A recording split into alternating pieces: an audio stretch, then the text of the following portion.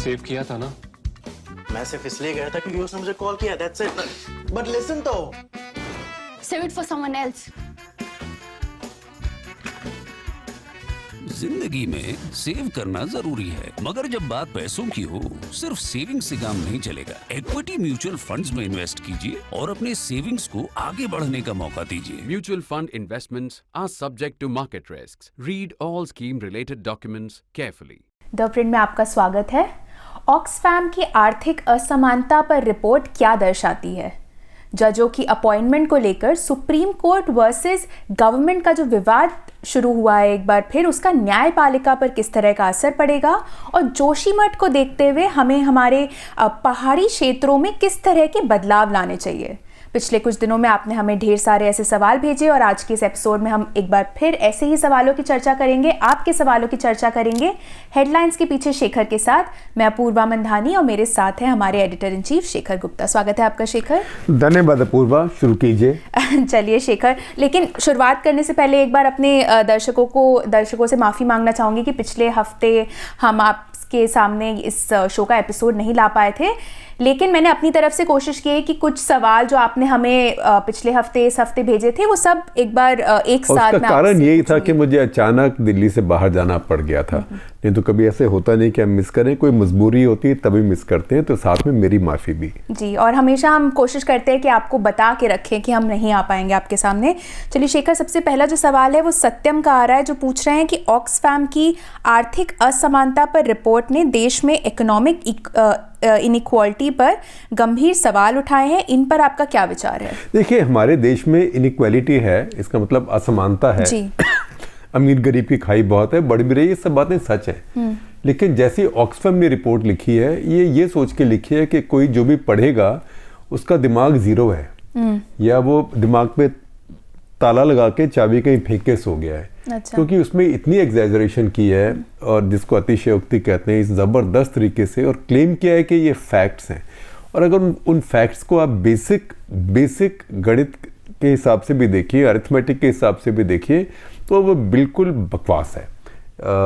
मतलब ये इतनी ही बकवास रिपोर्ट है जैसे कि जिसको हम ग्लोबल हंगर इंडेक्स कहते हैं, वो कंप्लीट रबिश क्रैप रिपोर्ट है। और ऐसे क्योंकि वो न्यूट्रिशन जो है, पोषकता, उसको भूख बनाते हैं, क्योंकि पोषकता पे तो हेडलाइन नहीं बनती, लेकिन भूख से हेडलाइन बनती है। और ऐसे ही ये ऑक्सफैम की हर साल आती है। अच्छा, ये ड्रामेबाजी है कि देखिए अंबानी अडानी के पास इतने पैसे हैं, वेल्थ है। पहली बात तो वेल्थ क्या है? वेल्थ का मतलब वो ये नहीं कहते कि इनकम है। अच्छा, बोले कि अंबानी अडानी ने इस साल में 50,000 करोड़ कमाए, फिर तो चलो बात है। नहीं, वो कहते हैं कमाए कैसे? उनकी वैल्यू बढ़ गई, तो उनका शेयर का दाम बढ़ गया। जो शेयर का दाम आज बढ़ा, कल को घट जाएगा। अच्छा, फिर कहते हैं नहीं, अब शेयर का दाम तो बढ़ा तो इसलिए वेल्थ हो गई, ये उनकी वेल्थ है ना। और इसमें से 2%, 3%, 5% हम टैक्स ले लेते हैं। अब मान लीजिए कि मान लीजिए किसी को अपने पुरखों से घर मिला है, 100 साल पुराना घर है, 50 साल पुराना घर है, 25 साल पुराना घर है। मान लीजिए उस घर का दाम 25 साल पहले 5 करोड़ था, आज उसका दाम 25 करोड़ हो गया जी, क्योंकि उसकी वैल्यू है। अब बोले कि बेटा तुम्हारे घर का दाम 25 करोड़ है, जब तुम्हें मिला था अपने दादा से तब 5 करोड़ था, तो 20 करोड़ आपको फायदा हो गया, वो आपकी वेल्थ बढ़ गई। इस 20 करोड़ का बस ज्यादा नहीं मांग रहे, गरीब आदमी को बांट देंगे, 1-2% आप हमें दे दो, तो 20 करोड़ का 2%, आप सोच लीजिए, अब 20 करोड़ का 2% हो गया 40 लाख। अब वो 40 लाख आप कहाँ से लाएंगे? आपके पास हो सकता है कमाई ना हो।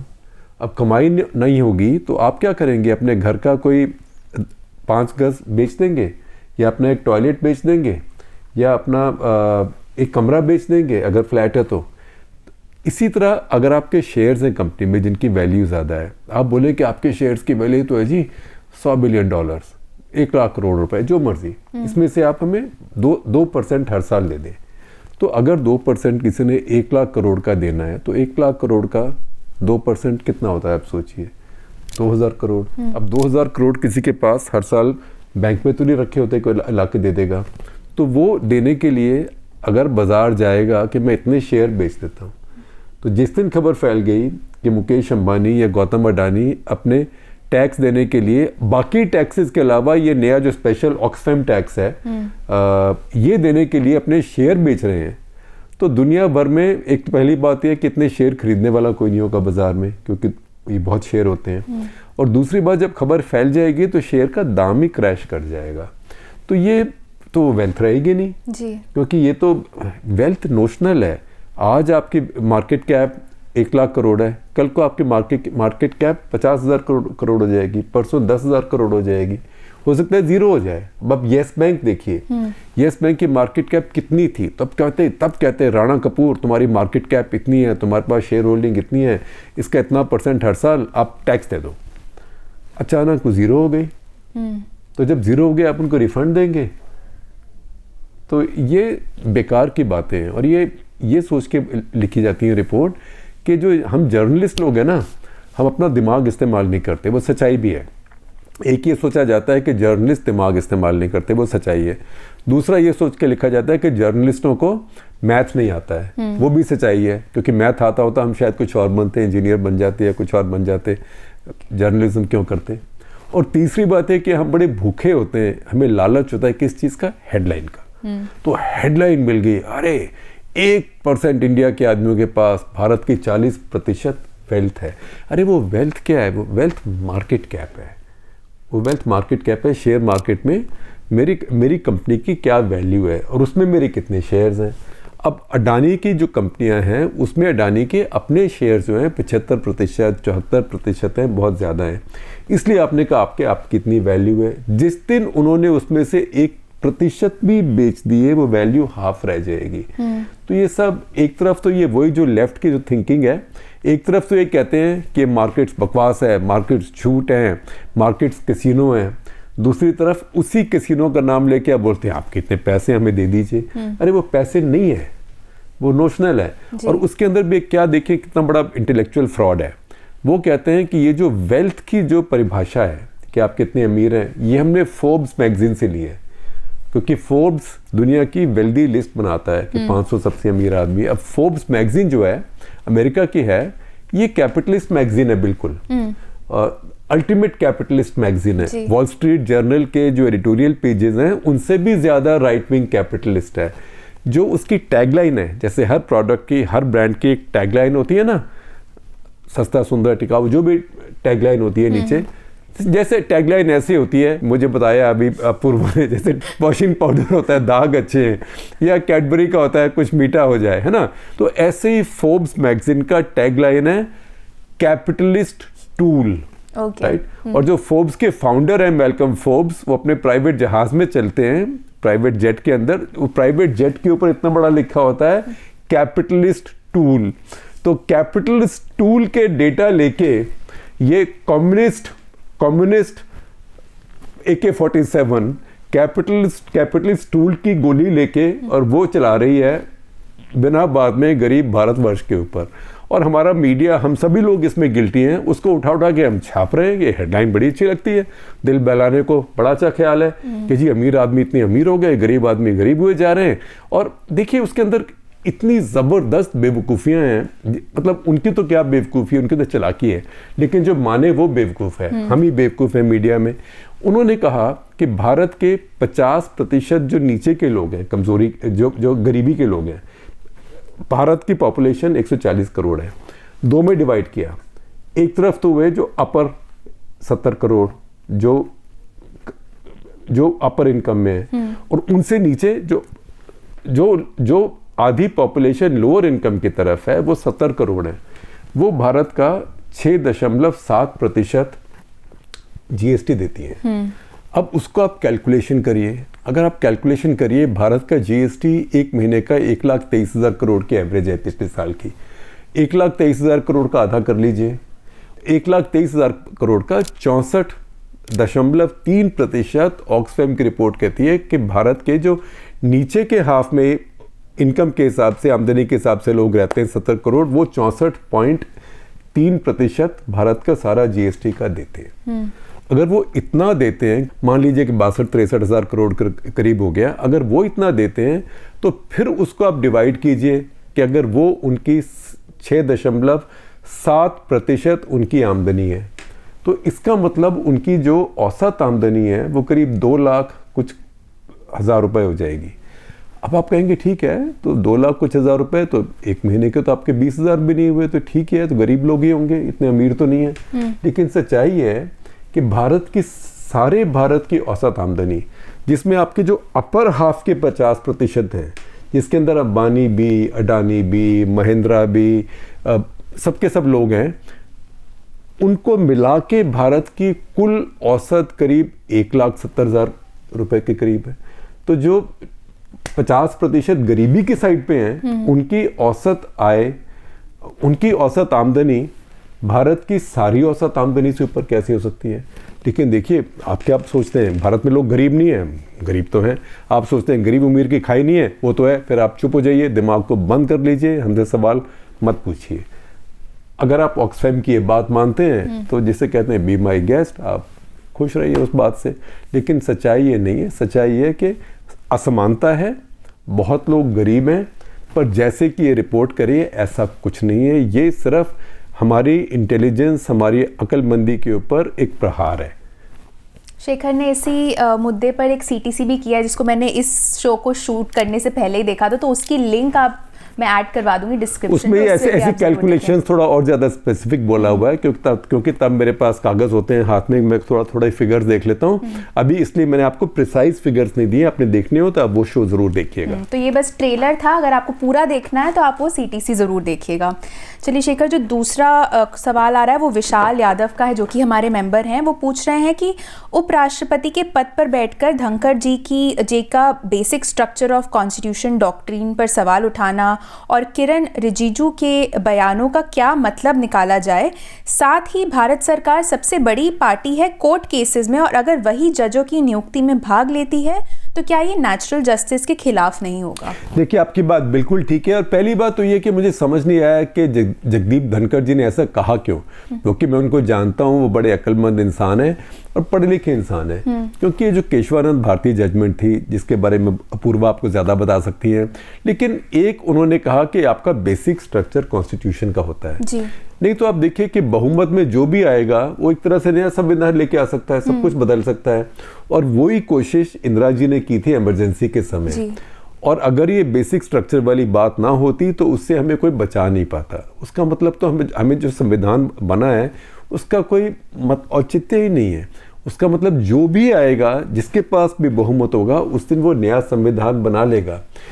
किसी प्रजातंत्र में, लोकतंत्र में ऐसा नहीं होता है। आप अमेंड कर सकते हैं। भारत का जो कॉन्स्टिट्यूशन है वो बहुत ज़्यादा अमेंड हुआ है, बाकी देशों के मुकाबले बहुत अमेंड हुआ है। लेकिन अगर सभी कुछ अमेंड करते जाएं तो उसमें कुछ लिमिटेशन होनी चाहिए। और हमारे यहाँ जो है, जो सिस्टम है हमारे यहाँ, ये सेपरेशन ऑफ पावर्स है। इसके अंदर आप कहें पार्लियामेंट सॉवरेन है, ठीक है, क्योंकि भारत की जनता पार्लियामेंट के थ्रू बोलती है। लेकिन क्योंकि मेजॉरिटी के नाम से पार्लियामेंट या एग्जीक्यूटिव दादागिरी ना कर पाएं या डिक्टेटरशिप ना बन पाएं, इसीलिए जुडिशरी ये सब एक दूसरे के ऊपर कंट्रोल रखते हैं। और इसीलिए जुडिशरी भी डिक्टेटर ना बन जाए, इसलिए पार्लियामेंट के पास और एग्जीक्यूटिव के पास भी पावर्स हैं। तो ये सेपरेशन ऑफ पावर्स है जिसकी रिस्पेक्ट करनी चाहिए। और जो बेसिक स्ट्रक्चर हमारे कॉन्स्टिट्यूशन का, ये बहुत बड़ी चीज़ है। इसके साथ खिलवाड़ करने का किसी को हक नहीं है। और अगर उपराष्ट्रपति करते हैं तो मैं कहूँगा कि एक बहुत डिसअपॉइंटिंग बात है। दूसरी बात, सरकार जुडिशरी के साथ इतना वाद विवाद क्यों कर रही है, मुझे बात समझ नहीं आती। क्योंकि सरकार को आमतौर पर तो जो चाहिए हर जजमेंट में वो मिल ही रहा है, तो उसके बावजूद क्या चाहते हैं? फिर आप देखिए जजेस की अपॉइंटमेंट्स होती हैं, तो उसमें अपूर्वा और हमारी और साथी हैं भद्रा सिन्हा, वो स्टोरीज करती रहती हैं कि जिसको कोलिजियम चुने लेकिन सरकार ना चाहती हो, उसको तो सरकार रोक लेती है जी। चाहे उसकी प्रमोशन हो, चाहे उसकी अपॉइंटमेंट हो, चाहे उसकी ट्रांसफर हो। और जिसको कोलिजियम ना चाहे, 2 बार रिजेक्ट कर दे, उसको सरकार चाहती है तो कोलिजियम से हाँ करवा लेती है। तो मुझे समझ नहीं आता कि ये फिर किस लिए इतना रोना धोना हो रहा है। मैं यही सोच सकता हूँ कि रोना धोना एक तरीका है जिससे कि जुडिशरी के ऊपर लगातार प्रेशर, दबाव बना रहे। और अब जुडिशरी के ऊपर है इसको कितना संभाल पाती है और कितना नहीं। बेसिक स्ट्रक्चर और कलीजियम पे भी मैंने एक वीडियो बनाया हुआ है, उसका लिंक मैं इस शो के डिस्क्रिप्शन में ऐड कर दूंगी। शेखर, अगला सवाल भी इसी से जुड़ा हुआ है, काफ़ी रुचि है इस मुद्दे पर। रोहित श्रीवास्तव जो कि हमारे मेंबर हैं, वो पूछ रहे हैं कि government versus supreme court controversy थमने का नाम नहीं ले रही है और अब हमारे पास ऐसे लॉ मिनिस्टर हैं जो सुप्रीम कोर्ट के जजों के सिलेक्शन प्रोसेस में सरकार की भागीदारी का सुझाव दे रहे हैं।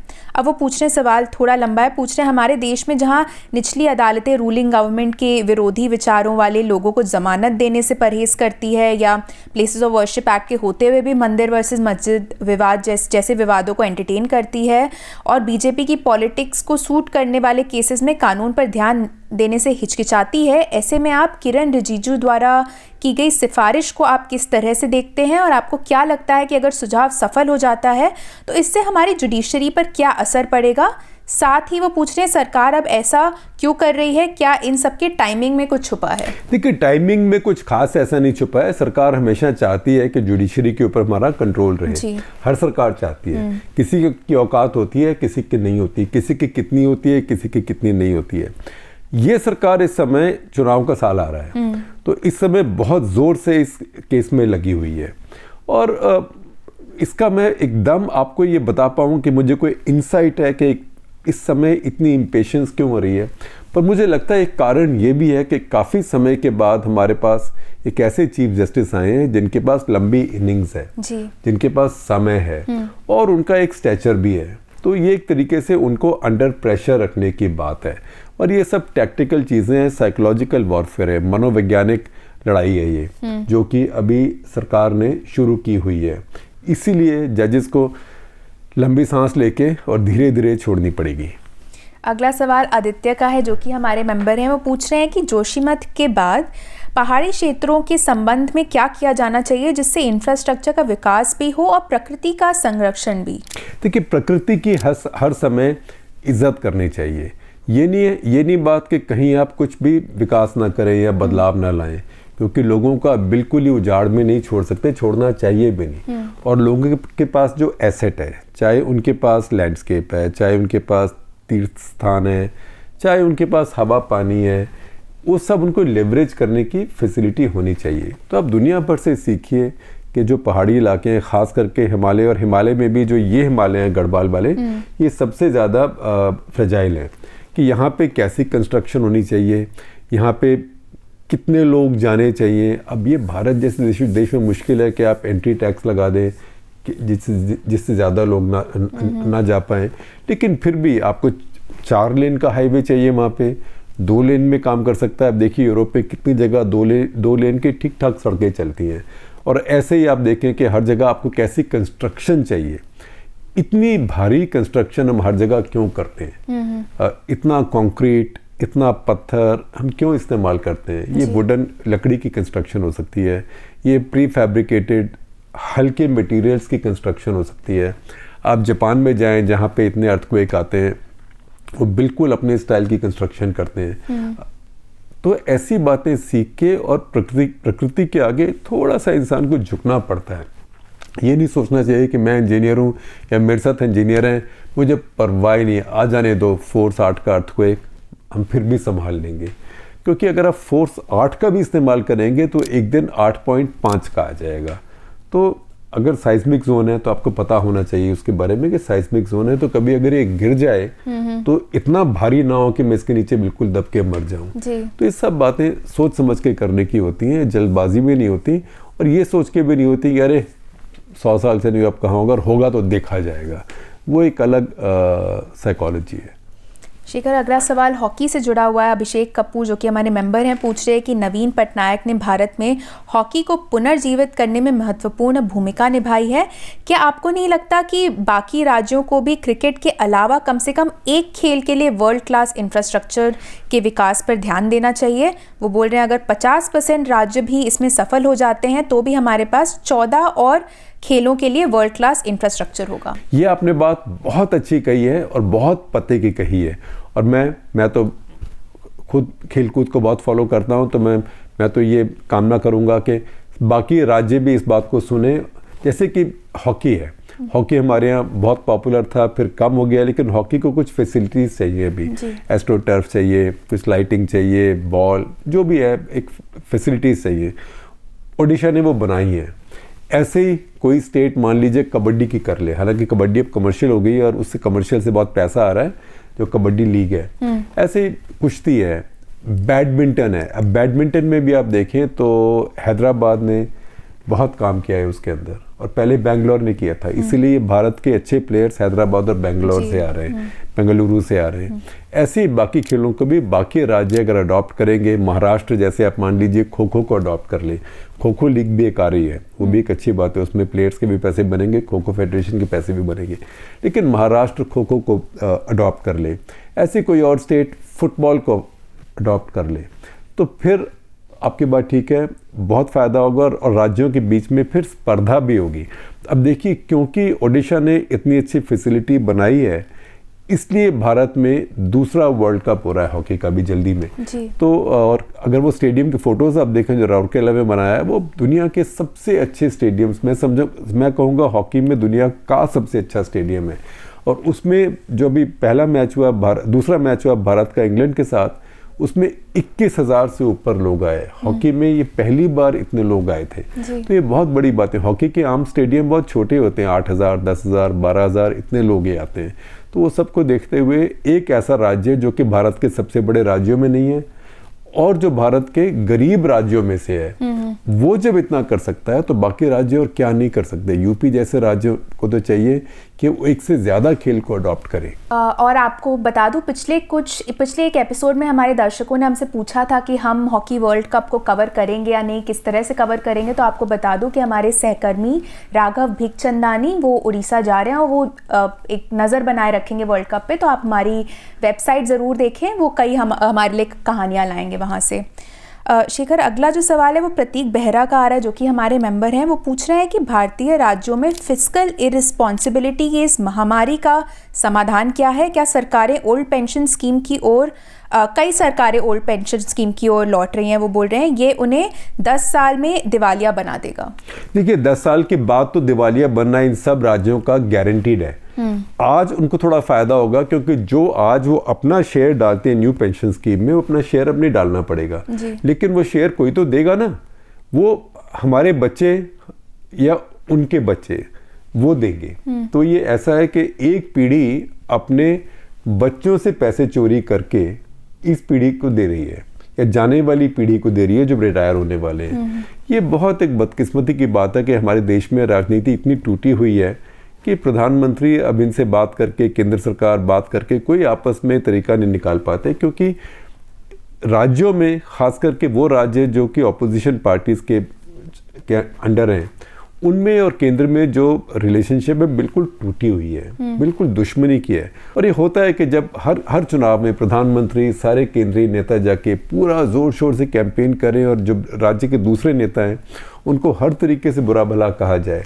और दूसरी बात है कि सेंटर की पूरी पेट्रोनेज इस्तेमाल करके वहाँ पे प्रोजेक्ट्स, वहाँ पे कंसेशंस, वहाँ पे इनॉग्रेशंस, वहाँ फाउंडेशन स्टोन सब हों, तो राज्यों में जो दूसरे नेता हैं, दूसरी पार्टियां हैं, वो सोचते हैं कि हमारे पास भी कोई कहानी होनी चाहिए वोटर को बताने के लिए, तो फिर वो ऐसे करते हैं। तो जैसे कि जब जीएसटी बना तब राज्यों के साथ एक कंसेंसस बनाई गई थी, वो कोऑपरेटिव फेडरलिज्म था। तो वो जो कोऑपरेटिव फेडरलिज्म की एक स्पिरिट थी जिससे जीएसटी बना, वो अब बिल्कुल टूट गई है। और उसी वजह से जिस राज्य में अब अपोजिशन की सरकार आ रही है वो फिर ओल्ड पेंशन स्कीम में जा रहा है, और ये old pension scheme totally unsustainable है। और मैंने तो उसका मैथ भी किया है, अरिथमेटिक भी किया है। अगर आप ठीक से करें, ठीक से समझें, तो कोई इंसान अगर पूरी सर्विस करता है लाइफ में, तो न्यू पेंशन स्कीम बहुत अच्छी स्कीम है, क्योंकि उसमें आपका भी शेयर है, सरकार का भी शेयर है, और वो उस पर फिर इंटरेस्ट मिलता है, और उसमें काफ़ी टैक्स बेनिफिट्स भी हैं। तो उसमें भी जो रिटायर होगा कोई इंसान 30-35 साल की सर्विस के बाद, वो बैडली ऑफ बिल्कुल नहीं होगा। लेकिन ये कहना कि अब ओल्ड पेंशन स्कीम पे जाएंगे, जिसका मतलब है कि आज किसी को कोई कंट्रीब्यूशन नहीं होगा। ठीक है, आपका कंट्रीब्यूशन ना हो, लेकिन सबसे बड़ी बात है जो सरकार का कंट्रीब्यूशन आज होता है न्यू पेंशन स्कीम में, वो रुक जाएगा। तो जो पैसे बच रहे हैं वो आज की सरकार के बच रहे हैं, और जो पैसे लिए जाएंगे ब्याज के साथ वो अगली पीढ़ी से लिए जाएंगे, अगली पीढ़ी के टैक्स पेयर से लिए जाएंगे। तो ये एक अलग तरह का रॉबिनहुड पॉलिटिक्स है जो नहीं होनी चाहिए, लेकिन ये इसको कोई रोक नहीं सकता जब तक कि केंद्र में जो पार्टी है उसके और बाकी पार्टियों में रिश्ते इतने कड़वे हैं कि उनको आप ईडी, सीबीआई, सीबीडीटी इस्तेमाल करके लगातार रेड करते रहे, जेल में डालते रहे, तो फिर कोऑपरेटिव फेडरलिज्म होना बहुत मुश्किल हो जाता है। अगला सवाल पाकिस्तान की अर्थव्यवस्था से जुड़ा हुआ है। विश्वास भंडारकर जो कि हमारे मेंबर हैं, वो पूछ रहे हैं पाकिस्तान द्वारा विश्व मंच पर फंड्स की गुहार लगाने पर मोदी की पिछली टिप्पणी को लेकर पीडीएम वर्सेस पीटीआई राजनीतिक लड़ाई चल रही है। क्या भारत को पाकिस्तान को जिनीवा में $10 बिलियन के फंड्स की प्लेज मिलने को अपनी विदेश नीति का सक्सेस या फेलियर मानना चाहिए? भारत की विदेश नीति का क्या भारत ने इसे डिप्लोमेटिकली रोकने की कोशिश की है? जी नहीं, मुझे नहीं लगता कि भारत ने इसको डिप्लोमेटिकली रोकने की कोशिश की होगी। भारत ये ज़रूर कभी कह सकता है भाई इनको ये भी बताओ कि ये आतंकवाद ना करें वगैरह वगैरह, लेकिन भारत ने कोई पैसे नहीं दिए। लेकिन और पाकिस्तान के साथ जो हुआ भी है, जो बाढ़ आई है, इतना ज़बरदस्त फ्लड हुआ है, उसमें दुनिया का कुछ करना एक बात उचित भी है। और ये अब याद रखिएगा, इसमें से कोई ग्रांट नहीं है, आजकल कोई ग्रांट नहीं देता है, ये सब लोन्स हैं। और लोन्स आपको आज वापस ना करने पड़े, लेकिन एक ना एक दिन तो आपको वापस करने पड़ते ही हैं। तो ये सब लोन्स हैं और मैं नहीं समझता कि इसमें भारत की जो विदेश नीति है उसका कोई सक्सेस या सफलता या असफलता है। अगला सवाल विवेकानंद होला का आ रहा है जो कि हमारे मेंबर हैं। इस बार ज़्यादातर मेंबर्स के सवाल आए हैं हमें। वो पूछ रहे हैं कि प्योरली इंडियन पर्सपेक्टिव से आप भारत द्वारा आयोजित की जा रही ग्लोबल साउथ मीटिंग को दुनिया में भारत की स्टैंडिंग को कैसे प्रभावित करते हुए देखेंगे? क्या भारत एक ऐसे ब्लॉक को लीड करके जिसके पास आमतौर पर इंटरनेशनल मामलों में ज़्यादा कुछ नहीं कहता है, ऐसा करके परमानेंट मेंबर सीट के लिए समर्थन हासिल करने की कोशिश कर रहा है? देखिए, ऐसे परमानेंट मेंबर के लिए कोई वोटिंग नहीं होती है कि आप ये वोट बैंक डिप्लोमेसी नहीं होती है कि लोग आपको वोट देंगे। ये लोग आपको ऐसे वोट देंगे भी नहीं।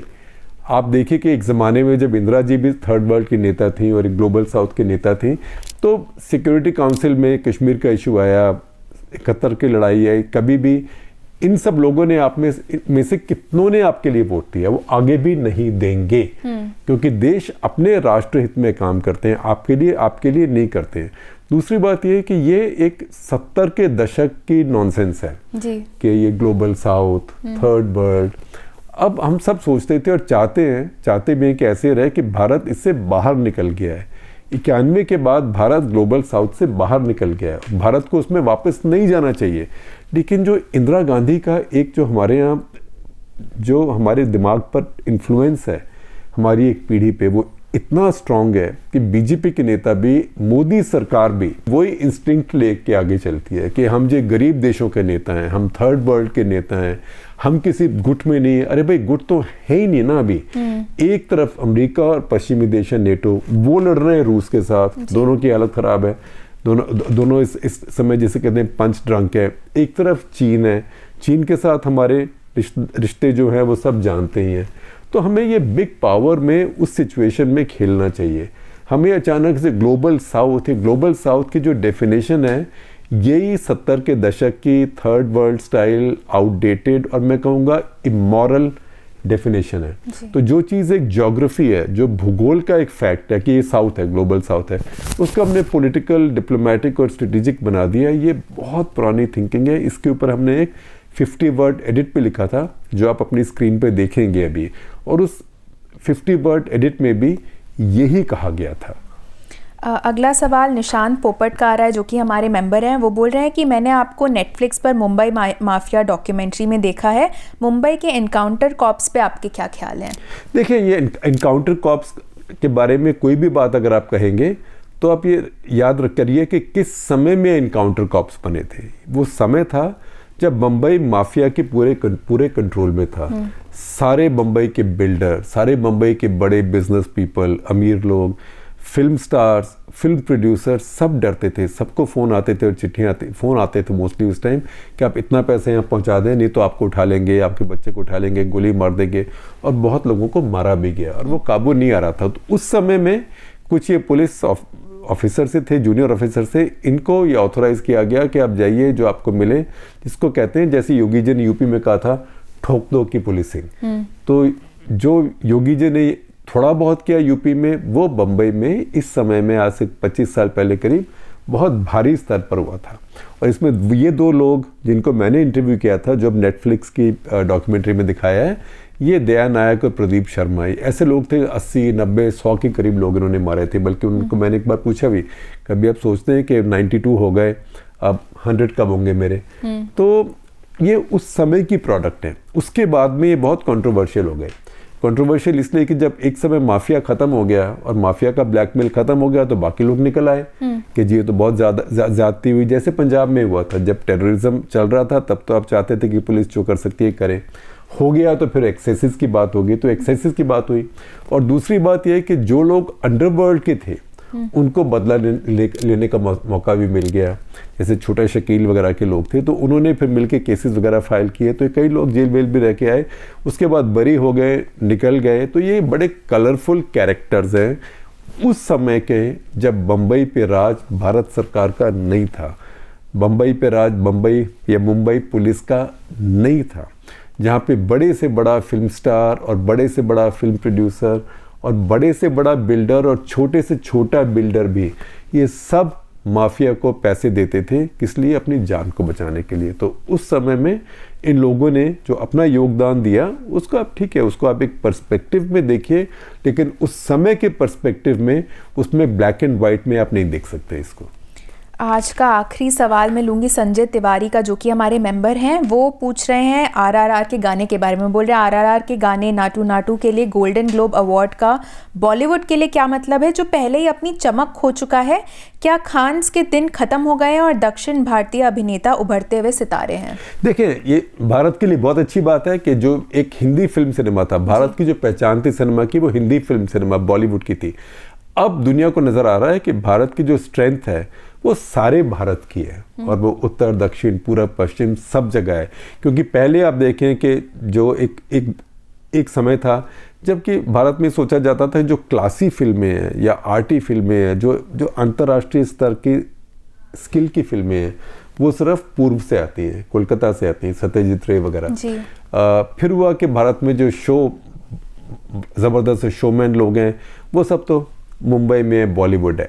अब वहाँ पे ये साउथ आ गया, और साउथ में भी एक भाषा नहीं है, तमिल भी है और तेलुगु भी है, और ये बहुत बड़ी इंडस्ट्री है टेक्नोलॉजिकली, एक्टिंग में और स्टार क्वालिटी में भी। जो इनके स्टार्स हैं अब वो नेशनल स्टार बन गए हैं। तो आप मान लीजिए कि रामचरण है, प्रभास है ना, और ये सब लोग तो साउथ के हैं, लेकिन अब वो सारे इंडिया में सबसे बड़े स्टार्स में से हैं।